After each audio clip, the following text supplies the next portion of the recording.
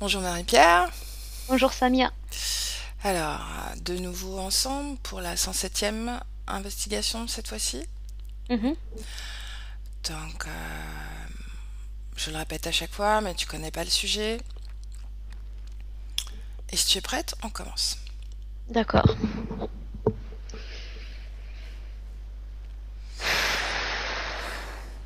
Tu es d'accord pour une induction à 10 cette fois? Oui, comme tu veux, je te laisse faire. Allez. Tu sens déjà ton corps se détendre, s'enfoncer de plus en plus profondément à chaque respiration. 10.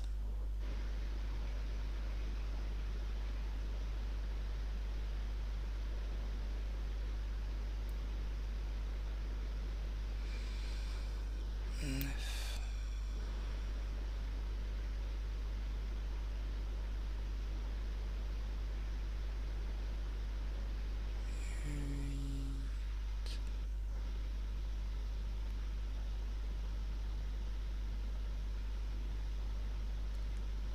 7.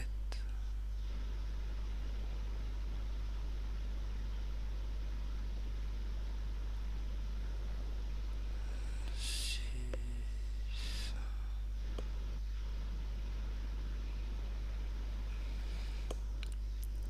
5.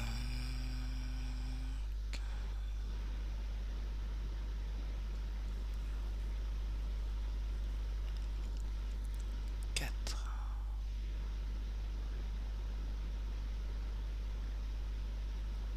3.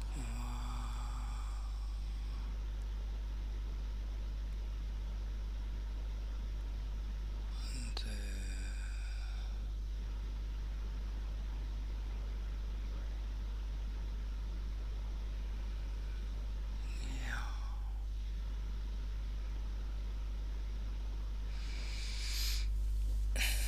Et maintenant, Marie-Pierre, je vais compter de 1 à 3. Et à mon 3,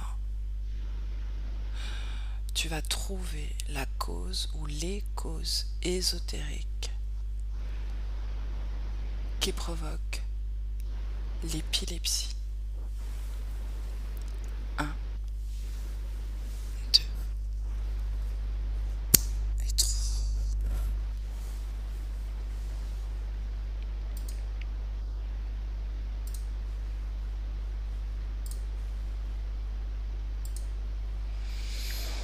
J'ai une onde électrique Mhm.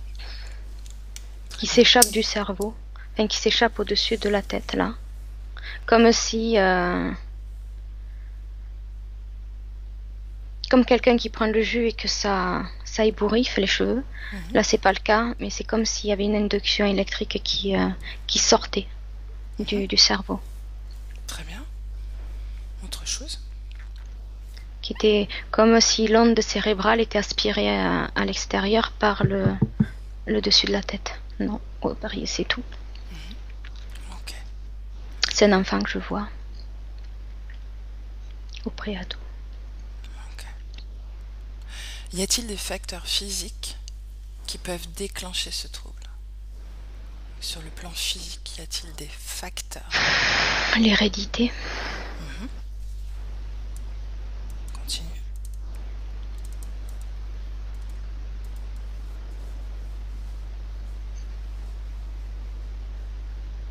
Et il y a quelque chose dans l'affect, mais que je cible pas encore. Mhm. Au niveau de l'affect et du rapport aux autres. Des liens qu'il peut y avoir au niveau énergétique. J'ai le mot induction qui arrive à ce sujet.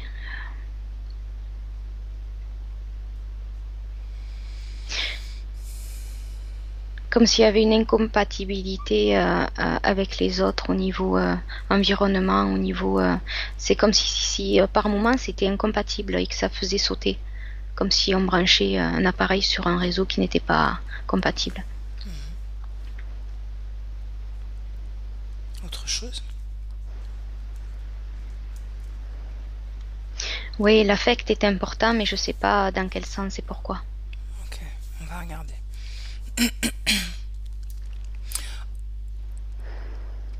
regarde. Tu es toujours sur cet enfant d'ailleurs? Non, j'y étais plus. Ok. Donc, tu peux focaliser sur une autre personne qui s'apprête à avoir une crise d'épilepsie. Mm. Observe ce qui arrive au corps mental ou ce qui peut arriver au corps mental avant que la crise d'épilepsie survienne.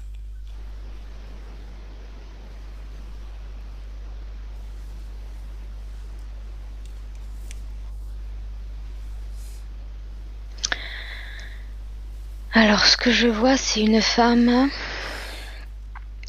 Et c'est comme si de ses pieds partait un volcan qui explosait au niveau de la tête. Et c'est comme si tous les programmes qu'elle avait tout d'un coup partaient dans tous les sens. Mhm. Et elle ne restait plus en place. C'est comme si, je sais pas, quelqu'un met un pied dans une fourmilière, ça va paniquer. Et ben c'est pareil au niveau des fonctions du cerveau et des programmes. Et c'est comme si, alors il y a un truc avec la concentration. La personne perd pied. C'est le mot qui me vient. Au propre et au figuré. Elle perd pied et il y a encore une espèce de décharge qui arrive de bas en haut, qui où à un moment donné tout bascule. Donc là, tu es bien avant que la crise survienne. Oui, Ok, juste avant. très bien. Maintenant, regarde le corps mental pendant la crise.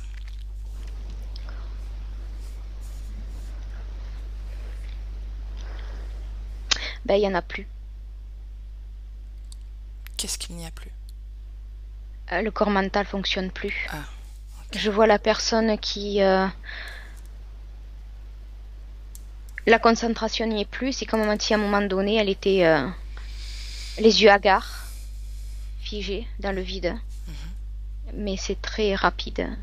Et c'est comme si elle pouvait pas reprendre. Ce que je perçois, c'est que le corps mental y est doré et il ne fonctionne plus.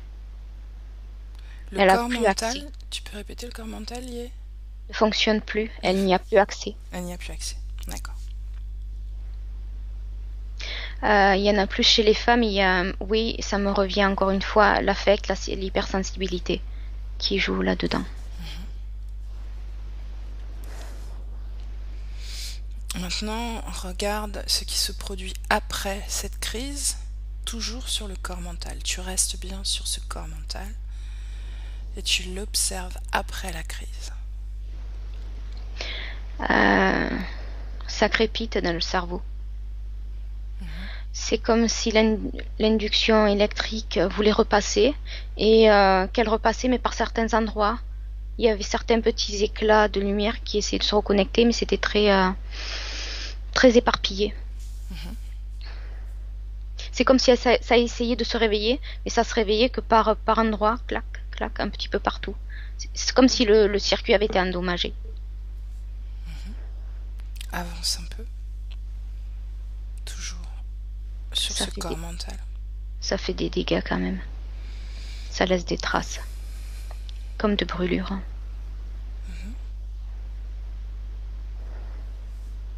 Autre chose? Oui, il y a le corps émotionnel durant la crise qui rentre en jeu. Et j'ai l'impression que c'est lui qui prend toute la place. Ok. Et c'est tout. Très bien. Observe sur un plan purement éthérique, du coup, énergétique, observe ce qui arrive ou ce qui peut arriver à la partie subliminale lors d'une crise. Donc tu vas purement te focaliser, effacer le plan physique totalement. La partie subliminale.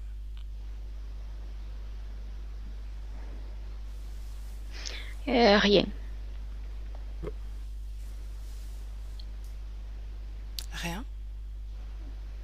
Je ressens rien à ce niveau-là. D'accord. Comme s'il y avait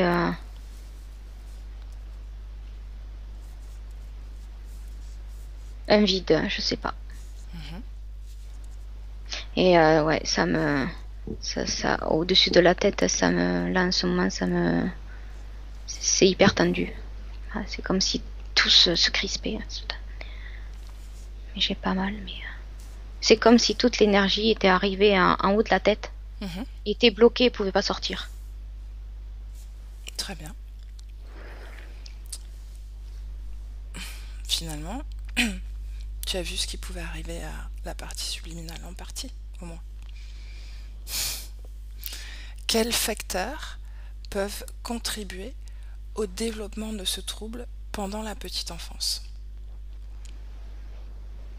Excusez-moi, j'ai pas compris la dernière de ta remarque et du coup j'ai bugué dessus. Tu peux me répéter la question? Quels facteurs... Je savais qu'il fallait pas que je fasse cette remarque, que ça allait te perturber. Quels facteurs peuvent contribuer au développement de ce trouble pendant la petite enfance?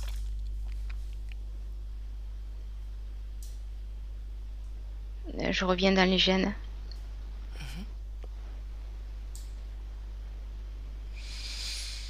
Est-ce que tu vois autre chose? Est-ce que tu peux développer un peu?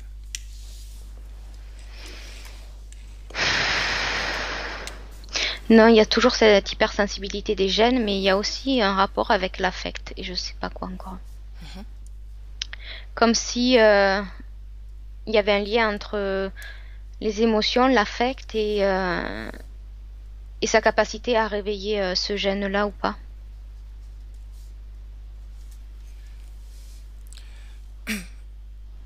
Ok.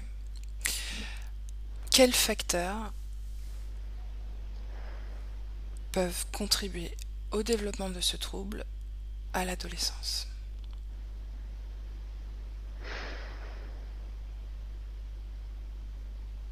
Alors je reviens au tout début et encore à l'affect, son rapport aux autres et à son environnement, à pouvoir s'y adapter et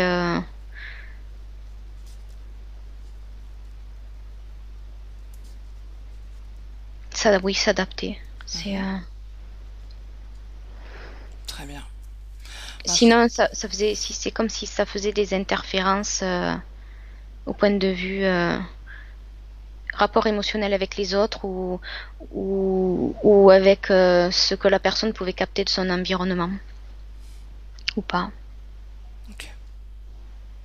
Il y a une déformation d'informations qui arrive sur cette personne dans son environnement.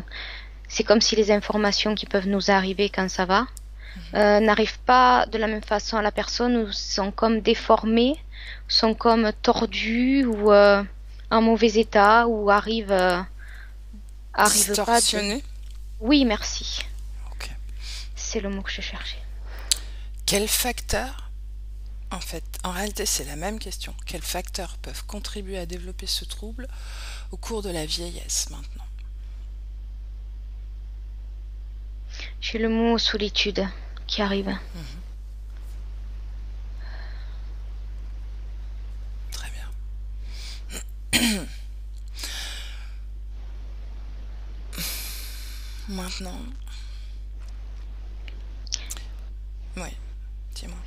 Il y a juste une chose qui revient, que tout à l'heure je t'ai pas dit et qui revient, c'est qu'après la crise d'épilepsie, il y a comme un froid glacial qui envahit la personne. D'accord, intéressant. Comme si ça glace. Parfait. Maintenant, je vais compter de 1 à 3 et à 3, tu vas arriver au moment où pour la première fois, un être humain est pris d'une crise d'épilepsie. La première crise d'épilepsie qui survient chez un être humain. Et tu vas me décrire la cause de cette, finalement, nouvelle maladie. Et je compte. 1, 2, 3. Dis-moi. Alors le mot nouvelle, pour moi, c'est pas nouveau.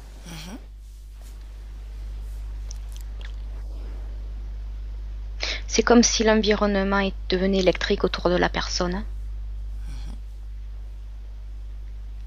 il y avait une induction et la personne, mais je vois comme si elle était devenue une pile ambulante et que la batterie de l'énergie ou de la pile est vidée d'un coup. Autre chose? La première est assez violente. C'est pas que les autres ne le sont pas, mais la première c'est quand même quelque chose. Ça vide, ça sèche, ça met à plat.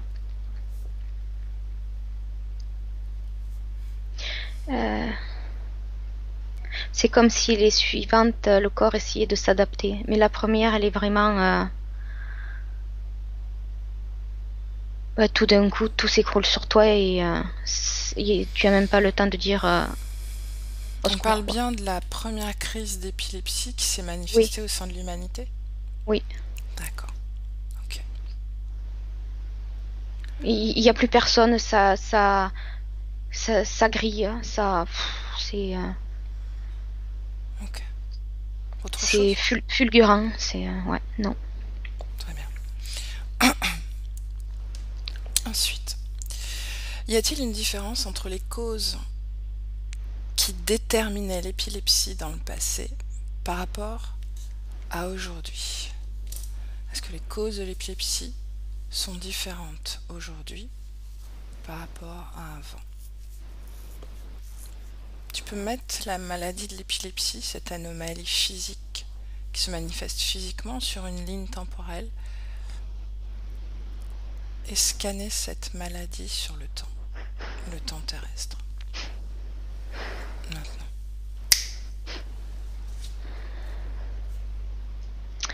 Je vois comme un graphique où plus on se rapproche d'aujourd'hui, plus il y a des pics. Il y a des pics. C'est moins irrégulier, mais par contre, les pics sont beaucoup plus élevés aujourd'hui et plus irréguliers. Alors qu'au départ, c'est plutôt bas. Et si j'arrive à aujourd'hui, ça fait des grands pics de temps en temps. Les causes, comment est-ce que tu les perçois à travers ce graphique? Est-ce que je comprends qu'il y a une différence. Comment est-ce qu'elle J'ai le mot s'illustre? perméabilité. Ça, c'était dans le passé ou c'est aujourd'hui? Non, Aujourd'hui. aujourd'hui, il y a plus de perméabilité.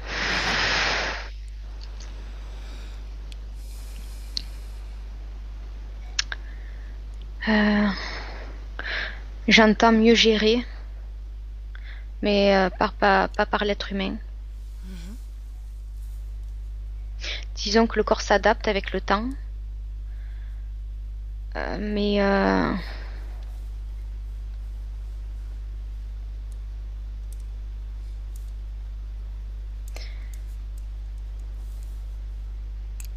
je sais pas, avant ça pouvait griller les neurones et la personne s'en relevait pas. Pour revenir à la question tout à l'heure. Aujourd'hui, c'est comme si le corps s'était un peu plus adapté, mais que du coup, il fallait... Ouais, ben maintenant je comprends. Fallait envoyer beaucoup plus fort. Et en même temps, il y a une perméabilité qui s'est mise en place pour ces pics. Le corps s'adapte et en même temps toujours perméable, de plus en plus perméable pour les personnes qui ont... c'est même pas de l'hypersensibilité, c'est plus que ça encore, j'ai pas de mots. Comme si elles étaient perméables et qu'à un moment donné, c'était pas du tout compatible et que ça faisait péter les plombs, quoi. Au propre et au figuré. L'induction, la décharge, et c'était pas du tout adapté, ça... Ouais. Ok. Les dernières découvertes scientifiques parlent de mutations génétiques. Qu'en perçois-tu? Qu'est-ce que tu perçois de ça?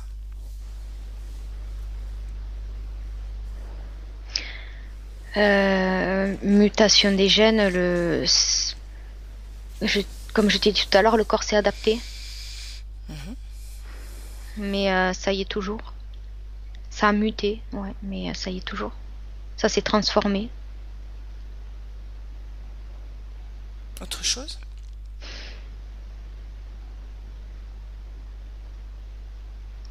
Ah oui, j'ai une information, mais elle est repartie. Au niveau du corps éthérique de la personne, ça m'a échappé. Je vais compter jusqu'à 3 et à 3, elle sera de nouveau apportée. 1, 2 et 3.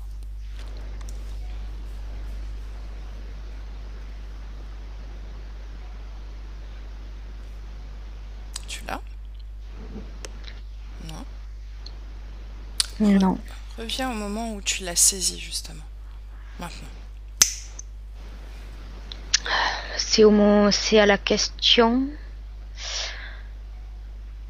Ah, punaise. Les dernières découvertes scientifiques parlent de mutations génétiques. Non, c'est à la question où j'ai vu, Ok. où j'ai Alors vu on cette laisse. personne, ouais, On laisse. On avec passe. l'environnement. On laisse. La mort subite est la cause la plus fréquente de mort prématurée chez les personnes épileptiques. La mort subite est la cause la plus fréquente de mort prématurée chez les personnes épileptiques. Recherche les causes ésotériques, les conditions subliminales qui peuvent causer cette mort subite. Il y a un fractionnement. Quand ça met la pagaille dans le cerveau et dans les neurones, au niveau éthérique, ça fait la même chose. C'est comme si tout d'un coup, comme si, oh, ça me lance. C'est comme si à un moment donné, tu cassais un vase et que tu voyais la casse au ralenti et que tu faisais une pause sur quand tu vois tous les petits morceaux désolidarisés mais qui sont pas encore tombés sur eux-mêmes. Est-ce que tu ressens toujours cette douleur dans la tête? Non, ça fait que passer, comme si ça me permettait de répondre à tes questions. J'ai deux autres choses qui me sont venues, c'est que quand il y a la mort subite, c'est que ce génome-là, justement, n'a pas muté avec le temps. Il n'y a pas eu, la mutation ne s'est pas faite. C'est pour ça que c'est fulgurant et c'est foudroyant, comme au tout début.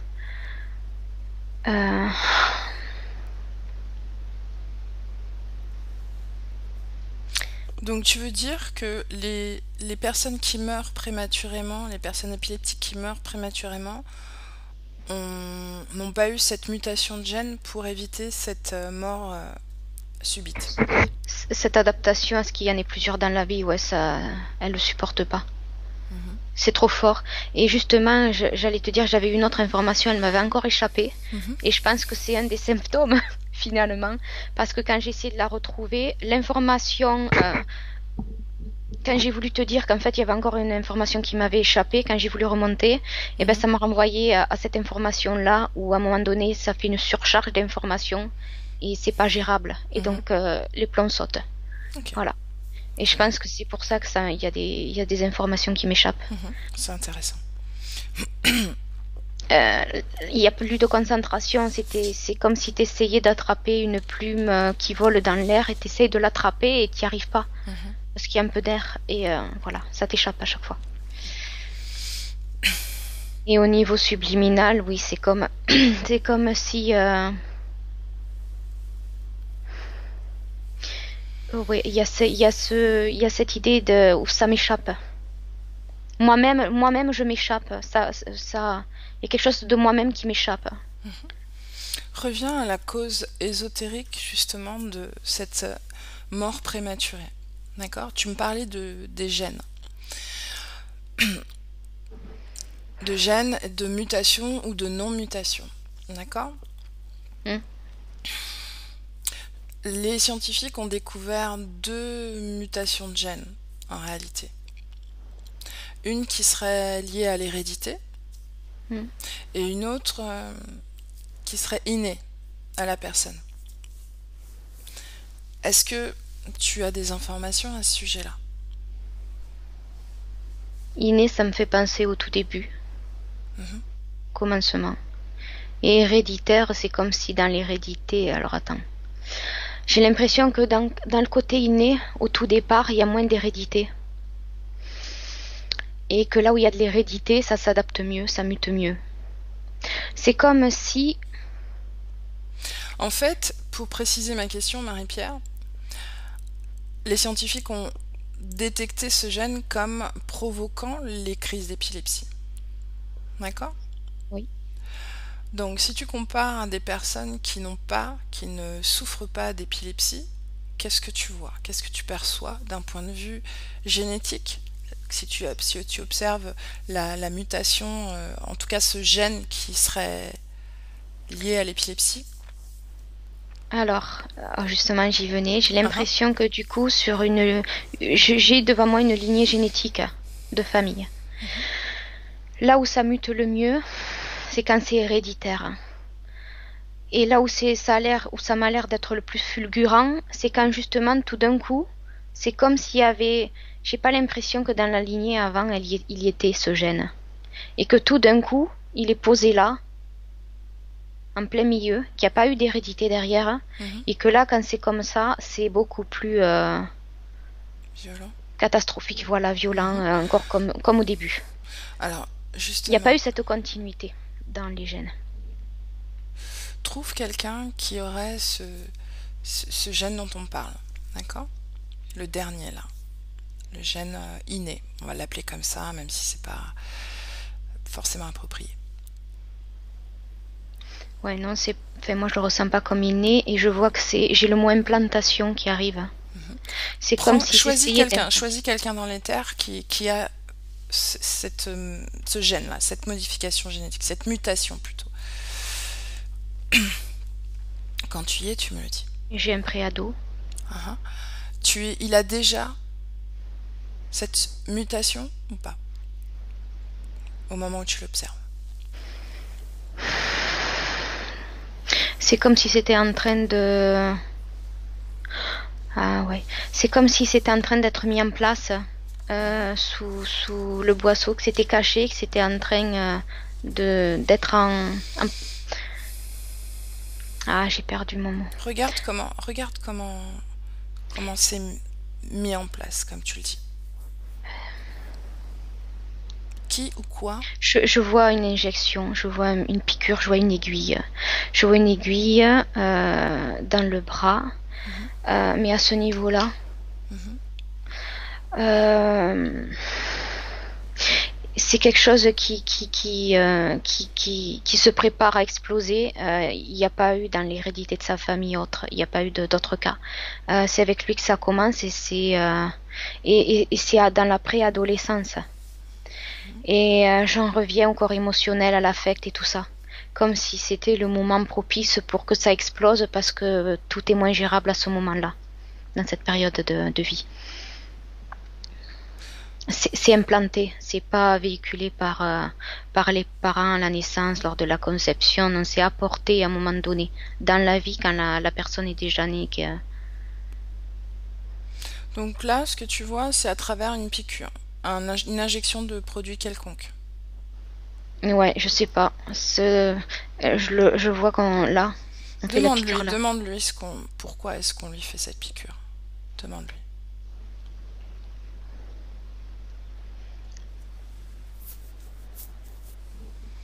Il sait pas, c'est une infirmière. C'est une infirmière qui fait l'injection? Ouais. Mhm. Et je sais pas pourquoi je le vois à l'école. Demande. D'abord, confirme que c'est bien un être humain, ainsi que l'infirmière. Oh oui, oui. D'accord. Il a Demande à apporté son... l'infirmière ce qu'elle fait.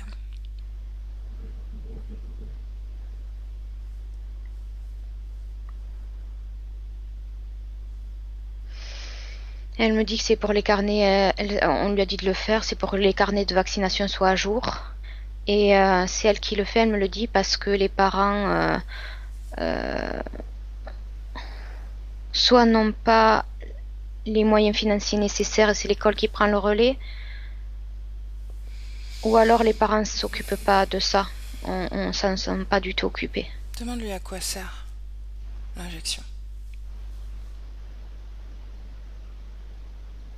au carnet de vaccination à jour. D'accord. Donc c'est une vaccination contre quelle maladie? J'ai des T polio qui arrivent tout seul. Ok. En quelle année tu te trouves là, au moment où tu observes cette scène?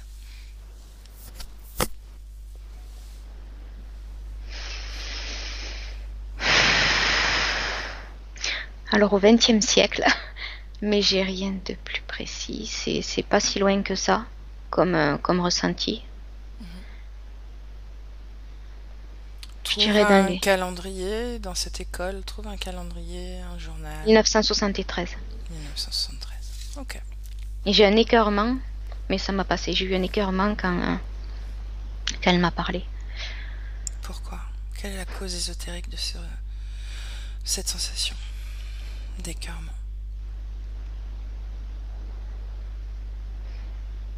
C'est pas elle, c'est que je regarde ce qu'elle fait et rien que de penser au produit, ça m'a donné, Ok. ça m'a barbouillé. Mais ça y est plus. C'était dans la gorge et voilà. Déconnecte-toi de cette scène maintenant. J'ai un mot qui vient de me venir. J'entends inhibition dans ma tête. Inhibition. Prends les informations de ce mot. Regarde pourquoi est-ce que ce mot vient à toi. Ça inhibe les émotions au niveau des neurones dans le sens où la personne a du mal à gérer. Les émotions, ils sont toujours, mais c'est beaucoup moins gérable. Beaucoup moins gérable, ouais. Tu veux dire que ce vaccin-là agit sur les émotions? Cette injection qu'on a observée? Ou ce gène en question? Enfin, cette mutation de gène plutôt. C'est du pareil au même. Je vois que tout est lié et en fait c'est l'information des émotions qui passe à travers les neurones et l'information passe mal. C'est comme si ça crépitait. Ça passait, c'est comme si l'information arrivait en distorsion ou passait à moitié ou pas entière, pas totalement. Et le cerveau reçoit pas ça. C'est comme s'il y avait une incompatibilité encore une fois. Regarde, justement, tu me parles d'émotions. Pour concentrer un peu l'information sur focaliser, on va dire. Si tu observes le corps émotionnel, dans ce cas de figure d'épilepsie, justement, quelle émotion transite au moment où tu le vois, justement, en relation, en interaction avec quelqu'un? C'est les nerfs qui sont prêts c'est les nerfs qui sont prêts à te lâcher. C'est une bombe par retardement et je le sens parce que j'aurais envie de pleurer ou de taper ou de crier. C'est comme si c'était un surplus qui n'était pas géré et ça allait exploser. Tout dépend selon comment ça pète les plombs. Et ça, c'est lié à la distorsion d'informations. Déconnecte-toi, Marie-Pierre. Prends du recul un peu, déconnecte-toi. On a l'information. Comment est-ce que tu te sens? Ça va. Prends le temps, respire profondément et dégage toutes les fréquences qui ne t'appartiennent pas. J'ai l'impression que j'ai les informations à travers mon corps, mais ça appartient à personne d'autre. Je veux dire, j'ai l'impression que j'ai les informations de plus en plus qui passent comme ça. C'est comme si au niveau de mon estomac, là, au niveau du plexus, il commençait à y avoir des tremblements. Ça commençait à être comme ça, sous tension, et ça commençait à être noué. D'accord. Et ça, tu dis, c'est la distorsion des informations qui provoque cet émoi, cette explosion émotionnelle, on va dire. Ouais, ou cette contraction plutôt. Ouais, c'est comme si dans ce préado, c'est comme si les émotions étaient encore moins gérées qu'à l'habitude, et c'est comme si elles remontaient vers le cerveau, que ça s'arrêtait là, comme si la cocotte minute était bien serrée, qu'il n'y avait pas rien pour échapper. Et à un moment donné, c'est trop concentré et ça explose. Ça prévient pas. c'est trop pour le cerveau. L'information a du mal à passer parce qu'elle est incomplète ou déformée, mais en plus de ça, elle sature le cerveau, elle reste bloquée là. Mais Pourquoi c'est justement? vraiment là. Pourquoi est-ce qu'elle... Parce qu'elle remonte en masse essentiellement à cet endroit-là? Oui, oui, vraiment au coronal, vraiment tout en haut. Comme si tu voulais sortir d'une pièce et que tu restais bloqué au plafond alors que normalement il devait y avoir une ouverture. À un moment donné, ça s'est condensé, et à Donc force c'est d'être... débordé, c'est saturé. Ouais, ouais, ouais, vraiment. Mais ça déborde pas, justement. C'est tellement condensé, serré, écrasé que tout d'un coup, ça explose.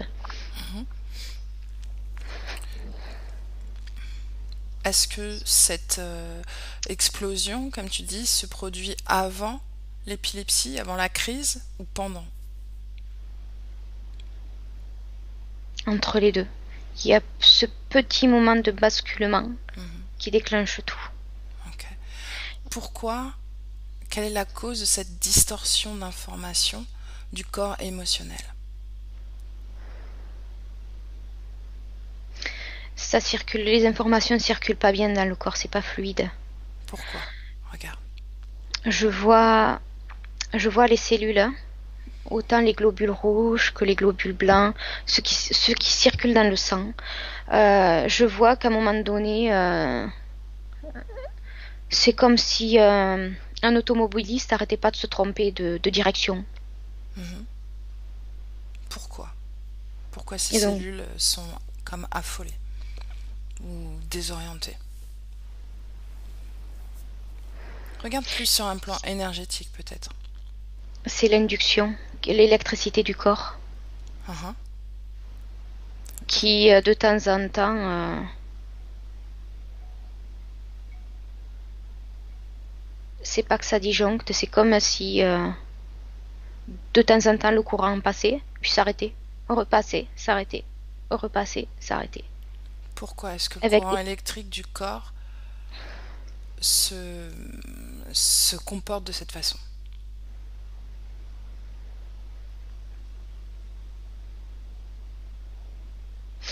Alors, j'ai pas d'image, mais j'ai les mots, l'ADN fait pas son boulot. Mhm. Donc on en revient toujours au gène. Oui. Ok. Déconnecte-toi de cette scène maintenant. Reviens un peu à toi, prends le temps. Prends le temps de respirer profondément, de revenir à la fréquence que tu préfères. Alors, je suis revenue Ah à oui? blanc, mais il y a une information pendant que tu me disais de déconnecter qui a continué à arriver. Mhm, Quand tu me disais, alors c'est ça, on en revient à l'hérédité ou au génome. mhm, J'ai vu l'hélice de l'ADN qui n'est... L'hélice, c'est pas une hélice. mhm. C'est quoi alors? Eh ben c'est déroulé un peu plus. Il est un peu plus déroulé. Mhm, Il est moins en colimaçon. mhm. Voilà, c'est tout. Ok, Mais je suis revenue à moi-même. d'accord. Comment est-ce que tu te sens? Est-ce que tu as encore des sensations au niveau de l'estomac? Non, non, c'est tout calme, c'est calme. D'accord. Tu me parlais, alors on en est toujours au rapport humain, à l'émotion qu'une interaction peut provoquer chez quelqu'un d'épileptique. D'accord? Tu me parlais d'incompatibilité pendant les relations humaines, au début. Mhm. Pourquoi incompatibilité? Où se situe cette incompatibilité dont tu parles? Alors, j'ai la réponse. C'est au niveau quand tu vis, quelquefois, quel que soit le rapport que tu as envers quelqu'un, Mhm. bon ou moins bon, ou à une situation, enfin à ce que tu vis au quotidien, il y a des émotions qui arrivent et ces émotions-là, dans ce cas précis, sont démesurées, arrivent comme démesurées. Donc on en revient toujours à cette distorsion d'information. Ok. C'est trop costaud. Énergétiquement, comment est-ce que cette... Oui, oui, énergétiquement, oui, énergétiquement, ok.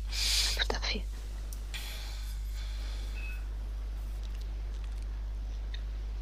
Au niveau ressenti, au niveau ce qu'on ne peut pas palper. Est-ce que je vois une scène et de visu comme ça, de l'extérieur, ça m'a l'air banal. Mhm. Et je vois les émotions qui arrivent de l'un à l'autre, où la personne qui a ce gène-là reçoit l'information, l'émotion d'en face. Mhm. Je vois que ça lui fait comme des pics, comme des éclairs, comme s'il était d'un peu partout piqué, Ok. tailladé, ouais. Au début de l'enquête aussi, tu me disais que pendant la crise, le corps mental était complètement off, éteint. Tu te rappelles? Mm. Mhm. Et tu me disais que tout le corps émotionnel prenait la place. Est-ce que tu peux observer un peu plus profondément cette partie-là, ce moment-là de la crise? Oui, je l'ai. Dis-moi ce que tu vois. Au moment où tout va basculer, Mhm. il y a une infime fraction de seconde, mais c'est encore plus rapide que la seconde, où je vois une barre, un mur. Il n'y a pas la continuité, à un moment donné, tout s'arrête et tout est figé. Et c'est pendant ce laps de temps infime, imperceptible, où tout bascule. À un moment donné, il y a quelque chose qui est coupé. Mhm. Et D'ailleurs, je vois l'image de quand la personne est la guillotine. donc, elle coupe quoi en réalité? De quelle continuité tu parles et elle coupe quoi? La fluidité. La fluidité entre quoi et quoi? Si c'est entre quelque chose. De quelle fluidité on parle?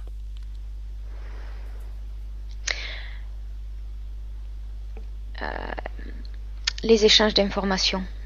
L'information pourrait passer, bon, plus ou moins bien, mais il y a cette coupure où tout est figé, où Donc il y a cette quelque coupe, chose d'autre qui prend le relais et l'information ressort de l'autre côté. Elle est pas comme celle qui vient d'arriver, même si elle n'est pas agréable. donc cette coupure dont tu parles, c'est quoi? C'est le corps mental qui se met en off totalement et le corps émotionnel qui prend toute la place? C'est à ce moment-là que c'est cette coupure dont tu parles?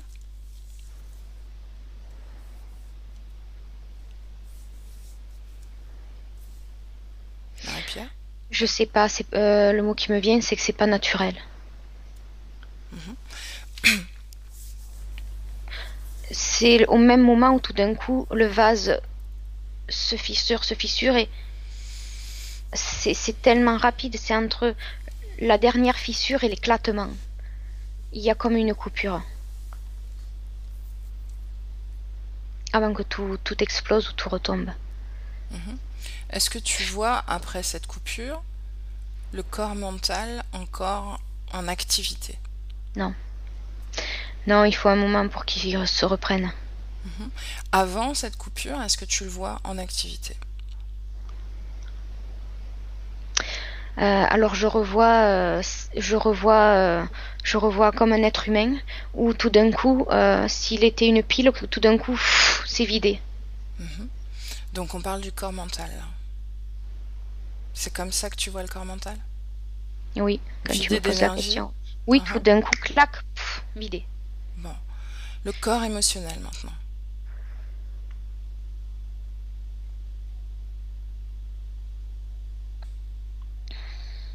Je le vois électrique, hein, Mhm. comme une bombe à retardement. Et comme s'il n'était pas compatible à l'être humain, comme si c'était un corps émotionnel Oui. euh, qui était surdimensionné, qui n'était pas adapté à l'être humain. Même capable de gérer plusieurs émotions à la fois, ce corps émotionnel-là n'est pas adapté au corps humain. Il est trop surdimensionné, je vois qu'il prend des proportions beaucoup trop énormes. Mhm. Et il prend toute la place et il s'expanse dans le corps éthérique du corps humain. Il Mhm. s'expanse, il s'expanse et j'ai l'impression qu'à un moment donné, quand il est comme un ballon au maximum, Mhm. ça explose. Mhm. Et, Et le corps mental, il peut reprendre qu'après Après un bon repos du, que le corps émotionnel se soit comme dégonflé. On va le dire comme ouais, ça. du corps et de l'esprit, ouais. Bon repos, ouais. Quand tu es au moment de cette expansion du corps émotionnel disproportionnée, Mm. si tu tentes de lire les informations contenues dans ce corps émotionnel, qu'est-ce que tu perçois? Du orange et du rouge et légèrement de jaune. Traduis-les en informations ou en émotions, ces couleurs. De la rage nerveuse, pour le rouge. Mais de la rage nerveuse psychiatrique. Euh,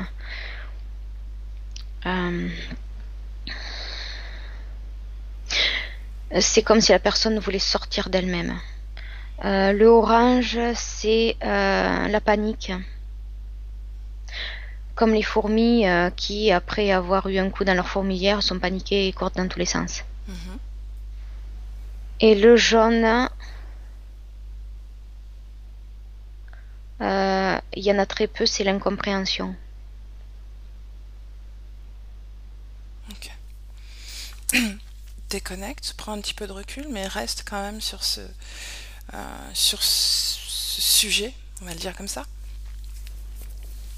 Tu me disais quelque chose prend le relais au moment de cette coupure. Qu'est-ce que tu vois? Est-ce que tu peux m'en dire plus à ce sujet-là?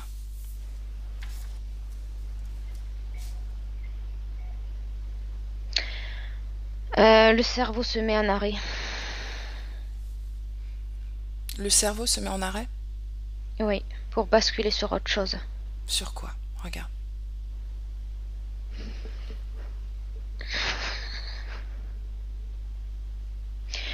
C'est comme si en s'adaptant, quand il voit que la soupape elle est trop, elle a bloc, c'est comme s'il essayait de s'adapter, il passe à une information, à un autre mode de fonctionnement. Mhm. Et ça m'envoie à l'incompatibilité où à ce point c'est pas gérable pour un être humain. Voilà, c'est comme si le cerveau était un ordinateur qu'à à un moment donné, il essayait de faire une mise à jour ou de s'arrêter pour Mhm. repartir sur quelque chose de nouveau. Sauf que c'est pas possible. Ça disjoncte, c'est pas compatible. C'est comme s'il s'éteignait pour se rallumer dans de bonnes conditions. Et ça, c'est naturel. Maintenant, tu vas prendre.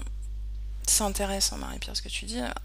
Maintenant, tu vas prendre un peu de recul justement sur cette scène, je veux dire, sur ce sujet-là qu'on observe. Et tu vas regarder si ce phénomène énergétique profite à quelque chose ou à quelqu'un. Par exemple, quand tu es au moment de cette explosion émotionnelle ou cette expansion émotionnelle, est-ce que quelque chose ou quelqu'un agit? Dis-moi.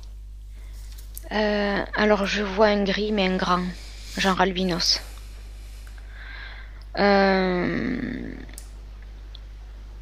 Et je sais pas, du fait, je comprends que si, pour ceux qui ont ce génome-là, qui se réveillent ou pas, ou que ce soit inné ou pas, à un moment donné, c'est comme si le corps physique, la chair, s'adaptait à l'évolution de l'être humain, mais qu'au niveau émotionnel, ça ne suivait pas la même évolution. Et du coup, ce que le cerveau essaye de faire au naturel, en combinant la partie éthérique, émotionnelle, l'énergie et le corps physique, devenait incompatible. Et c'est pour ça qu'il essayait de repartir un peu à plat à ce que l'être humain a de naturel à s'adapter. Sauf que là, entre la physicalité et le côté éthérique, c'est pas compatible. La mise à jour est pas possible. Mhm. Et ce grand gris Mhm. surveille les opérations. Mhm. Et là pendant l'explosion, c'est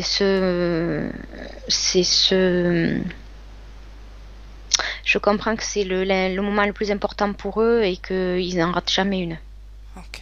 l'explosion. Maintenant, d'un point de vue, déconnecte-toi de ce gris, de cette personne, cette conscience qu'on est en train d'observer en Mhm. pleine crise d'épilepsie. Et reviens à toi à blanc. D'accord? Oui, Complètement. ça y est, Comment est-ce que tu te sens? bien. Ok. Est-ce qu'il y a une forme de projet autour de l'épilepsie? Oui ou non? Oui, Est-ce que tu as des informations? c'est une manière de récupérer l'énergie au niveau émotionnel encore plus surdimensionné et rapide surtout. Euh, c'est dans ce laps de temps où il y a la coupure qui peuvent jouer le truc avant que le cerveau essaye de reprendre le dessus et que la baudruche, enfin le ballon se redégonfle. C'est à cette coupure à un moment donné, ce laps de temps où ça se met, ça coupe où ils interviennent. Ok.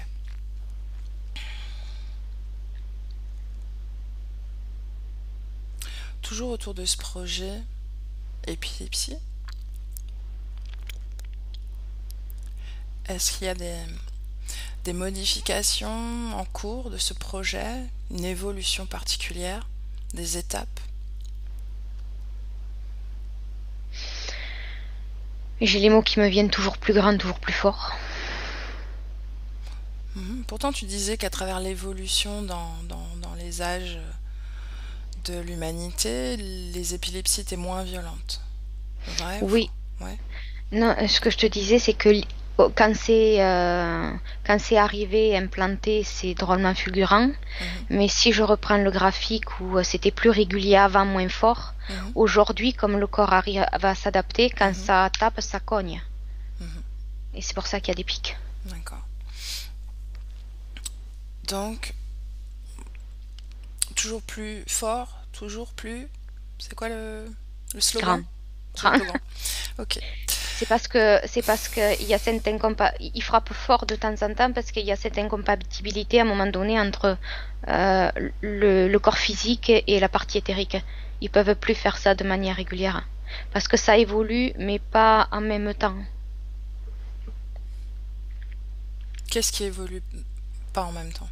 Le corps physique Et le corps éthérique. connecté au corps éthérique. Ok, d'accord. Déconnecte-toi de cet égrégore projet épileptique, là. Épilepsie plutôt. Quoique, il pourrait être un peu épileptique aussi. Déconnecte-toi et reviens complètement à blanc. À tes fréquences. Prends le temps. Une dernière question, un dernier thème que j'aimerais approfondir. D'accord? Donc on a parlé de piles, on a parlé d'électricité, d'ondes électriques, d'induction électrique.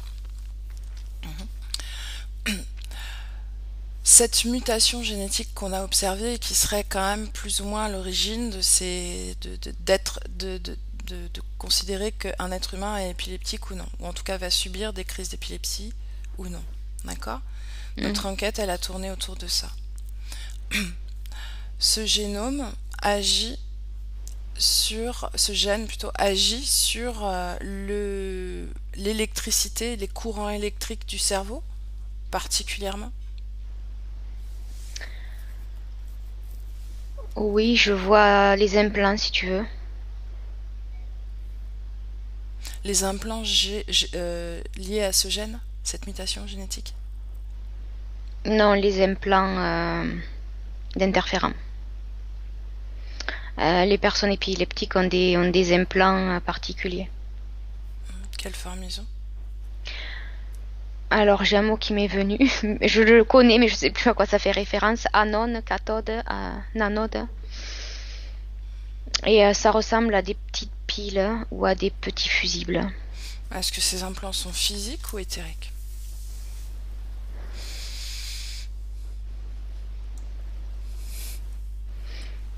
Difficile à dire.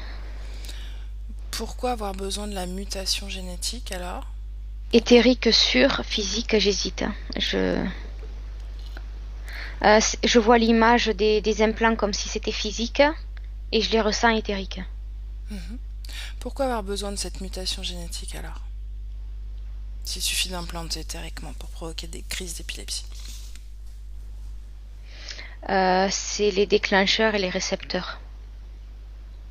C'est à travers eux que je vois des électrodes au niveau éthérique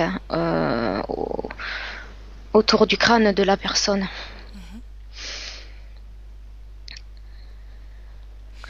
Éthérique, c'est sûr, dans le cerveau, et physique, j'ai l'impression que ça dépend.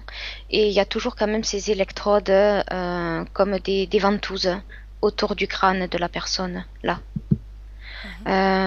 Et je comprends qu'en fait, c'est ces électrodes qui envoient une pression comme si ça bouchait le coronal pour pas que ça sorte, et qu'à un moment donné, ils arrivaient à déclencher pour aspirer quand c'est dans la crise. Ok. Restons sur un plan physique, purement physique, d'accord? Est-ce que tu vois physiquement ces perturbations électriques du cerveau? Oui. On parlait d'environnement aussi, qui pouvait provoquer, en tout cas, cette interaction avec l'environnement qui provoque les ondes, les crises d'épilepsie, pardon. T'as fait un lapsus, c'est passé loin de la vérité. Parce que je vois les synapses et je vois que les synapses se forment des nœuds au bout d'un moment. Est-ce que l'environnement extérieur, l'environnement physique, l'environnement sur notre Terre, aujourd'hui, contribue à provoquer des crises d'épilepsie? Je te dirais oui, puisque je vois un enfant qui peut être, comment on dit, propice aux crises d'épilepsie, être dans la campagne et en avoir de moins en moins. Avec un environnement calme, au naturel, calme. C'est le mot vraiment qui me vient en gros. Du calme. Okay. Quelque chose de... Il peut y avoir du bruit mais naturel. Du calme, de l'apaisement, un côté sérénité qui aide beaucoup à réduire les crises. Justement, observe les ondes électriques dans son cerveau dans ces moments de calme, justement, par rapport au moment où il fait une crise d'épilepsie. Elle va pas jusqu'au bout. Elle n'est pas aussi intense. Parce que je vois au niveau du cerveau que à force l'information est c'est l'entre-deux. On peut pas dire que c'est fluide, comme si tout allait bien. On peut pas dire non plus que c'est en distorsion et que c'est en train de se tordre. C'est que ça se tord, mais à un moment donné, l'information quand même arrive comme ça par à coup à passer. Okay. Et ça épuise quand même, du coup. Ça met quand même à plat. Déconnecte-toi. Et oui. Cet enfant-là ne peut pas du tout jouer aux jeux vidéo, ou peut pas du tout rester longtemps devant la télé, je le vois. Je le vois beaucoup plus à l'extérieur. Et ça me renvoie aux personnes qui sont dans l'hypersensibilité au niveau des ondes et tout ça. Il y a un lien avec l'épilepsie. Et elle, voilà. Justement, tu parlais des jeux vidéo. Pourquoi est-ce que tout ce qui est un peu stroboscope, lumière comme ça, de jeux vidéo, enfin, tu comprends, je n'ai pas le qualificatif pour décrire ces lumières. En tout cas, voilà, ces effets stroboscope. Pourquoi est-ce que ça provoque? Alors tout simplement que parce que quand il est auprès de jeux vidéo, de télé ou même de bruits électriques aigus particulièrement ou qui sont pas naturels, ça passe par les sens. Et là, je dirais que c'est déclenché par des phénomènes du matériel au quotidien qu'on a autour de nous et c'est pas déclenché par eux de l'autre côté. D'accord. C'est comme s'il y avait un programme qui pouvait être réveillé de manière différente. Et le côté déclencheur, il peut y en avoir deux. Okay. Dans tous les cas, le programme est là. Mais il peut être minimisé, réduit, un peu comme un volcan qui dort. Est-ce que c'est un programme du corps physique ou est-ce que c'est un programme éthérique? Les deux. Les C'est dans les gènes. Et ils essayent de relier justement ce corps physique à leur façon, ce corps physique et ce corps éthérique, ou s'ils essayaient pas de recoller les morceaux, comme je t'ai dit, c'est pas incompatible, mais ils essayent de tourner ça à leur sauce, par des moyens qui sont pas naturels, et de pouvoir déclencher quand ils le désirent, ou quand ils en ont besoin. Une dernière question qui me vient là, qui me vient.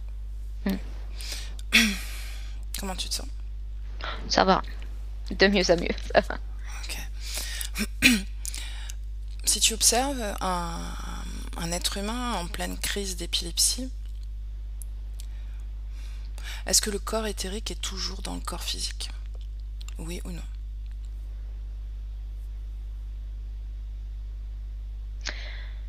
C'est comme s'il essayait de rester connecté et qu'il avait des sursauts autour du corps physique.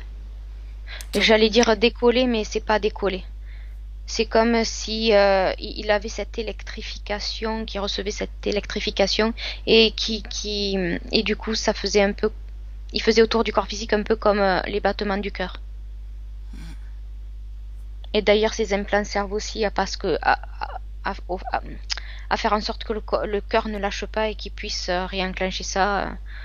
Voilà. Il faut attention à ce que ce soit gérable. Il s'arrête avant la limite. Est-ce que tu vois une guérison possible de l'épilepsie? Est-ce que tu vois des gens, des personnes, des consciences, des êtres humains qui ont guéri de l'épilepsie? Oui ou non? Ah non, pas totalement. C'est pas une guérison totale. J'ai le mot minimisé et beaucoup plus espacé, beaucoup plus légère, mais c'est ancré. Pourquoi? Qu'est-ce qui s'est produit? Qu'est-ce qui s'est passé pour réduire? Parce que alors ça laisse des traces malgré tout.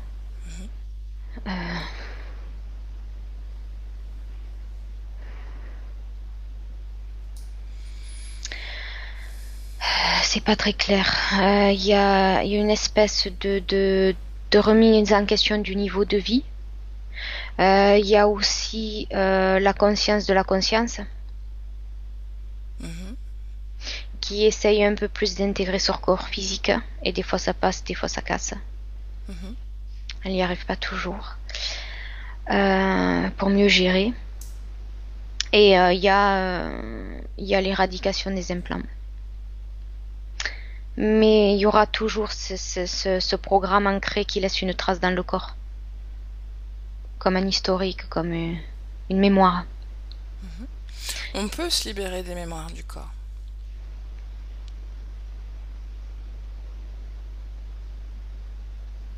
Tout dépend de la personne.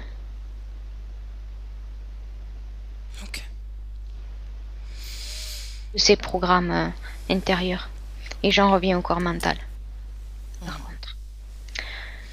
Et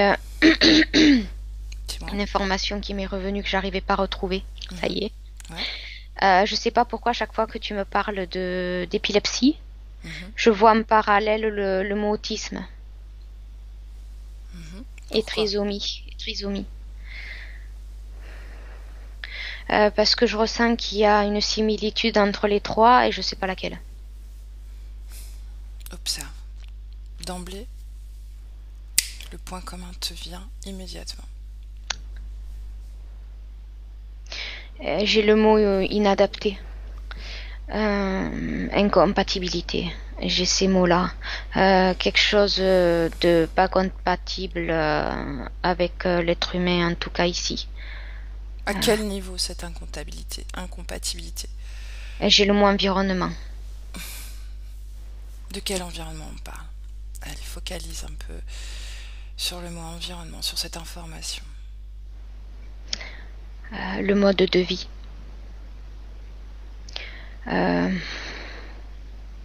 Et j'ai le mot le monde dans lequel on vit. Le mode de vie, le monde dans lequel on vit. Comme s'il y avait un jeu de mots. Ok. On revient, Marie-Pierre? Oui. Comme si c'était pas, ouais, c'est comme si ces enfants-là, ou avec ce génome ou autre, ou ce corps émotionnel qui est pas inadapté, était pas gérable ici, pas compatible, pas adapté. On parle toujours de cette expansion trop forte, trop grande du corps émotionnel? Oui, non. Oui, oui. Ok, Mais celui dont je parlais n'était pas géré. ok. Inversé, pas géré. Allez, déconnecte-toi, Marie-Pierre, maintenant. Avec le 1, déconnecté complètement de tout et de tous. Comment est-ce que tu te sens? Bien à la déconnexion, j'ai eu un petit frisson, Mhm. mais bien. Ok. Bien, ça va. Allez. Avec le 2, déjà, tu retrouves ta fréquence préférée, ton émotion. Celle que tu veux ressentir dans tout ton corps, des pieds à la tête. Et déjà, cette fréquence, cette émotion, t'amène tout le bien-être, tout le dynamisme dans lequel tu veux être. Tous tes corps, émotionnels, mental, pardon, sexuels, en harmonie à travers cette fréquence. Et ton corps physique le ressent pleinement à chaque respiration, à chaque cycle de ton système sanguin, lymphatique, chaque mouvement cellulaire, tout ton corps physique le ressent. Et avec le 3, quand tu y es, quand tu veux y être, C'est bon. c'est bon. Comment est-ce que tu te sens, Marie-Pierre, physiquement, d'abord? Ça va. Mhm. Ça va, détendu, détendu. Très Détendu, bien. ça va. Émotionnellement? Détendu. Calme. Bon. Sensations physiques, estomac, la tête, les espèces de douleurs que tu as, tout ça? C'est vide. Ok, parfait. C'est vide de tout truc extérieur. Voilà. Très bien. Il n'y a que moi. Écoute, Marie, je te remercie pour ces informations. C'était super intéressant. Je me suis bien amusée, j'espère que toi aussi. Ouais, moi aussi. Ouais, Ouais, il y a des investigations qu'on préfère plus que d'autres ou dans lesquelles on est plus. Ouais, c'était c'était intéressant. c'était riche d'informations. Je te dis à la prochaine fois. Avec plaisir. À bientôt. À bientôt. Benvenuto a questo nuovo video di Disclosures. Oggi parliamo della cosiddetta sessione di ipnosi investigativa. In realtà non esiste una sessione di ipnosi investigativa. Non che non si possa fare investigazione di ipnosi, però è che non esiste una sola sessione di ipnosi per dire si è fatta investigazione, per prendere quell'informazione come buona. Perché? Sappiamo intanto che l'informazione che arriva in ipnosi è molto contaminata, la percentuale di inquinamento dell'informazione è altissima. Pensate a questa informazione che viaggia per tantissime dimensioni, attraversa densità, passa per coscienze che volontariamente o involontariamente possono distorcerla e poi arriva infine alla persona che sta in ipnosi, che ha una coscienza, ha una mente, ha un'esperienza e interpreta questa informazione secondo la sua struttura mentale, secondo le sue credenze, che per quanto si possa essere più o meno liberi mentalmente, liberi pensatori, sempre c'è una parte subliminale che interpreta in base all'educazione ricevuta, alla cultura e perché no, anche tutte le esperienze di esistenze passate che ancora lasciano un segno in noi. Per capirci, è come se dovessimo parlare con un'altra persona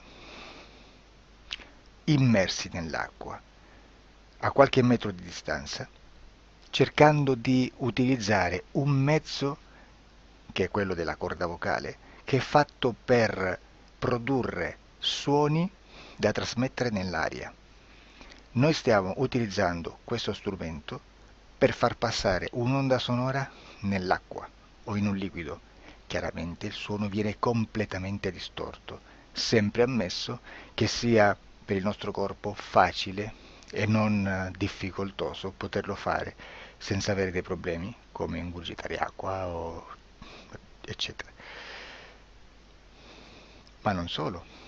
Supponiamo che per questo tipo di comunicazione utilizziamo anche due lingue diverse, per esempio un italiano e un russo o un giapponese.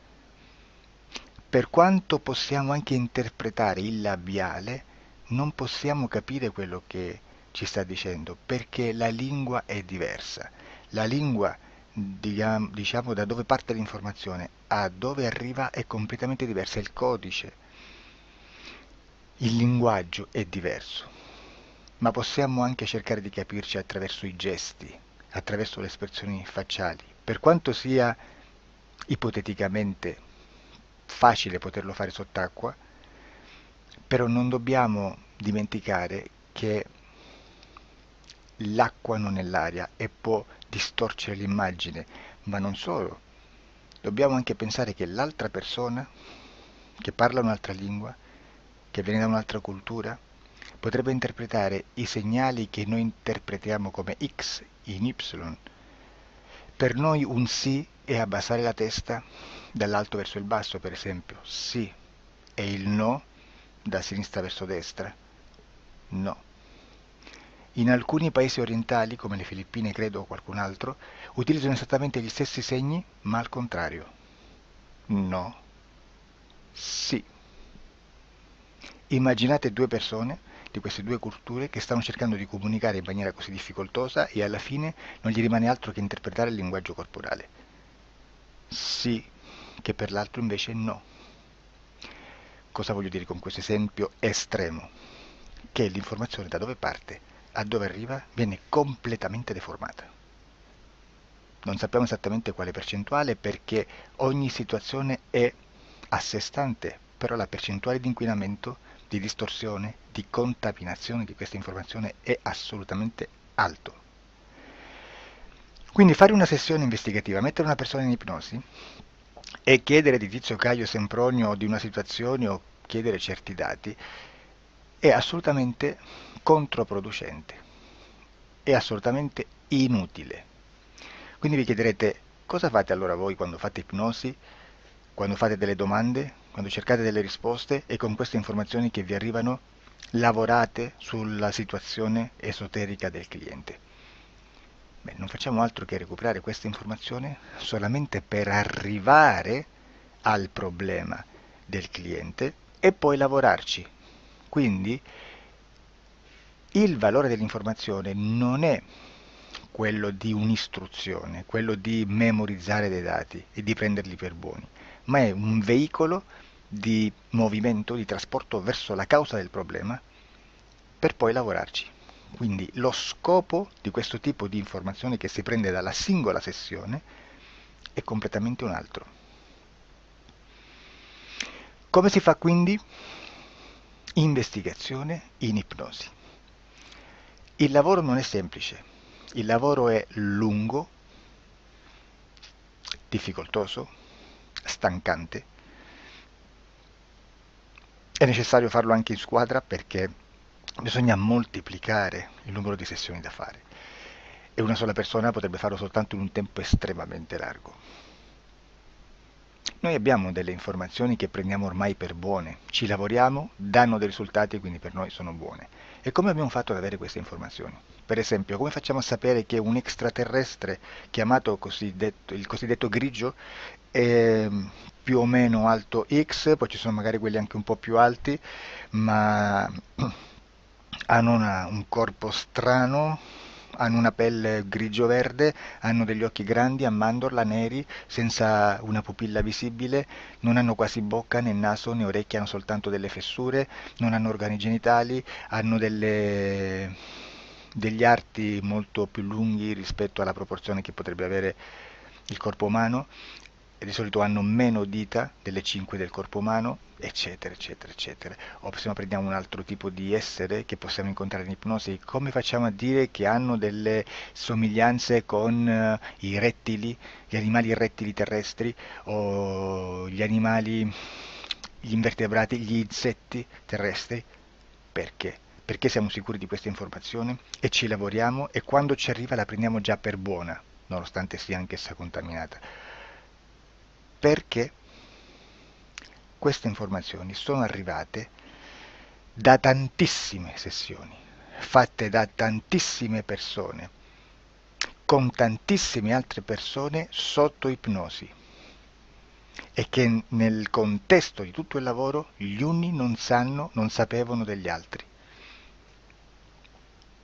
Questo dato può essere più o meno rilevante, sempre c'è contaminazione e quindi possiamo prendere per buono anche un gruppo di lavoro dove l'uno possa sapere dell'altro.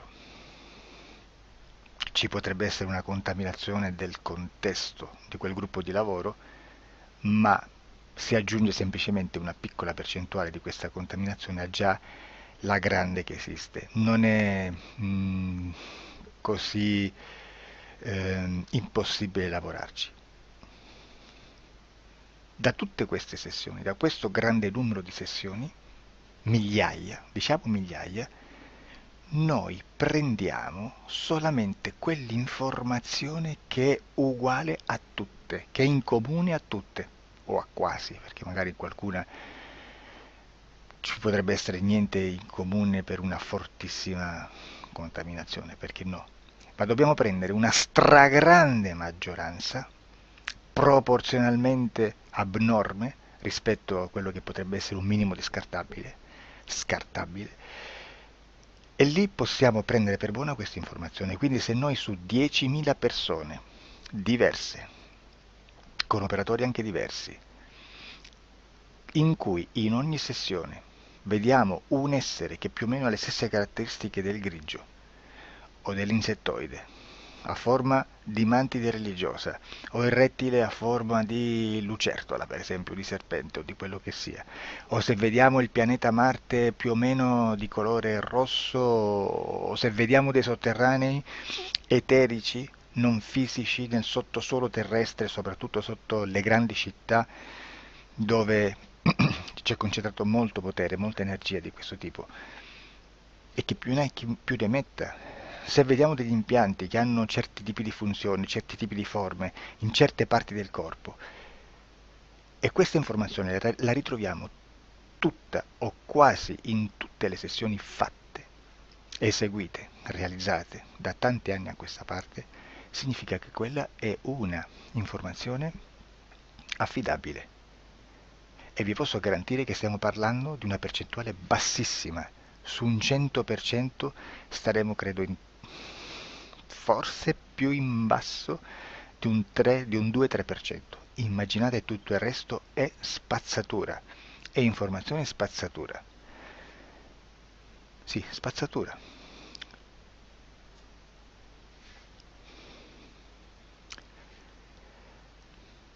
C'è anche un'altra cosa da dire.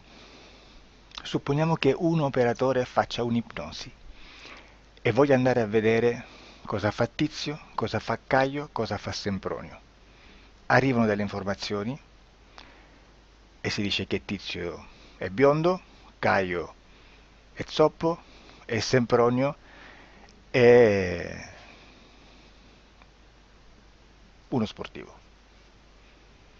Intanto già abbiamo detto che una sessione soltanto non serve, d'accordo?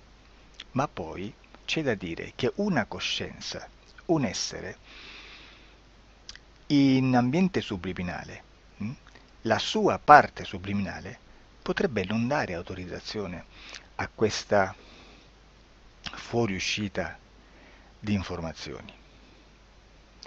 Mi potreste dire, e allora tu quando chiedi agli esseri cosa fanno, cosa non fanno?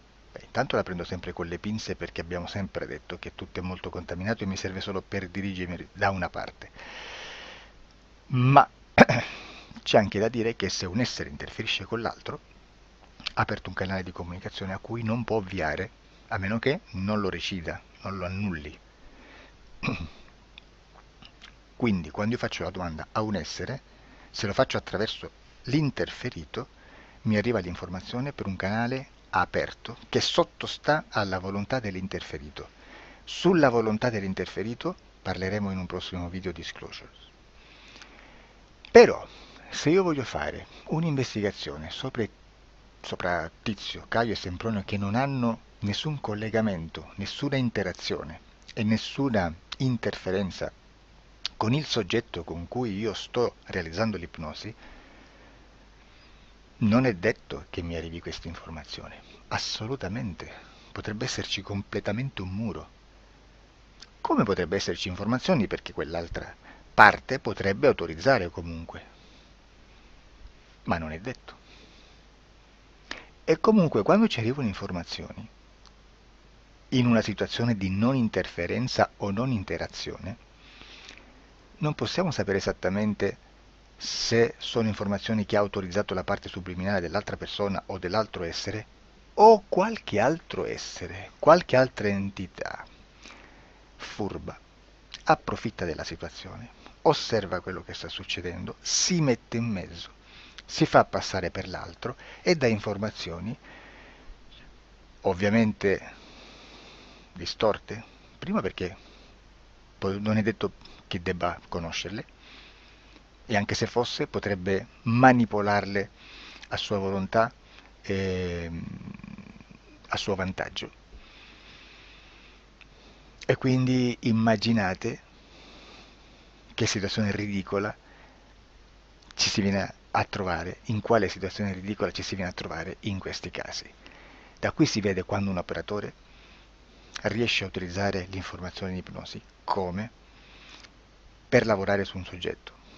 Da qui l'osservatore attento delle sessioni di ipnosi riesce a capire se quell'ipnosi è un'ipnosi affidabile, un'ipnosi con un livello di informazione certa, con una alta percentuale di informazione certa. Non vi nascondo che in futuro potrei anche impostare un lavoro per decifrare che livello di certezza di informazione c'è in un'ipnosi, analizzandola e spiegando il perché, spiegando i meccanismi di analisi di un'informazione in ipnosi, che poi anche è molto istintivo. Supponiamo che dobbiamo cercare un'informazione su internet, per esempio un fatto di cronaca. Voi preferite mettervi su un sito ufficiale? A caso. L'ANSA in Italia,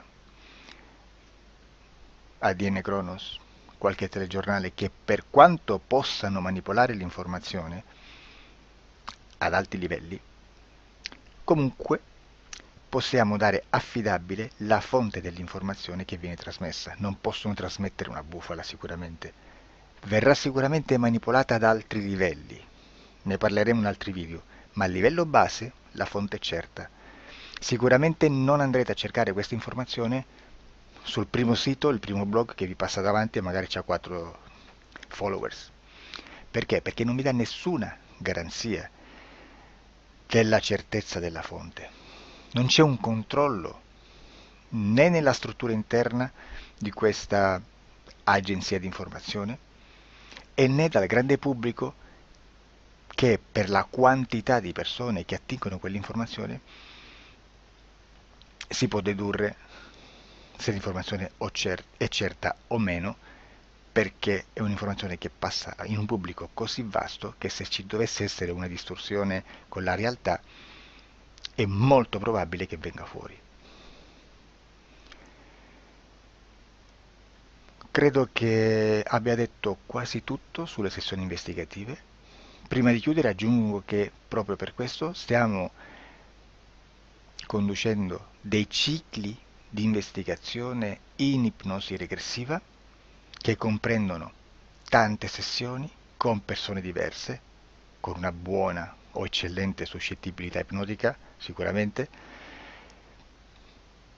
per poter indagare su spazi ristretti su alcuni temi. Perché dico spazi ristretti? Perché se andiamo a prendere eventi grandi nel tempo, nello spazio, storici, parlare di qualcosa di molto generico implica una quantità di sessioni abnorme.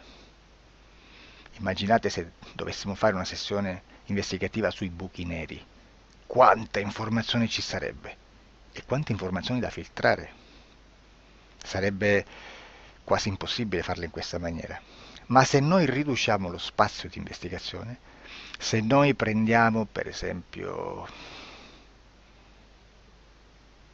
investighiamo sulla pedofilia nella Chiesa Cattolica, ecco, se già restringiamo il campo d'azione, è molto più facile che possiamo attingere informazioni affidabili, presuntamente affidabili, con un numero di sessioni sicuramente alte, ma ridotte rispetto ad altri tipi di sessioni molto più generiche, su temi molto più generici. Quindi per fare anche delle investigazioni su temi molto generici bisogna suddividerli in temi, in dettagli, per poi alla fine, quando tutta l'informazione è stata filtrata ed è stata dedotta l'informazione comune, si possono mettere insieme per cominciare a costruire il quadro, mettere insieme tutti i puzzles. Questo è il vero senso dell'informazione in ipnosi, quando si fa ipnosi investigativa. La sessione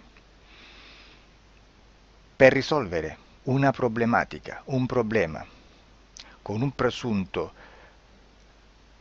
una presunta origine esoterica di un cliente, di una persona, è un'altra cosa, sono altri metodi, altre tecniche e l'informazione si usa in un'altra maniera, ha un altro scopo. Grazie, ci vediamo al prossimo video. Disclosure. Ciao.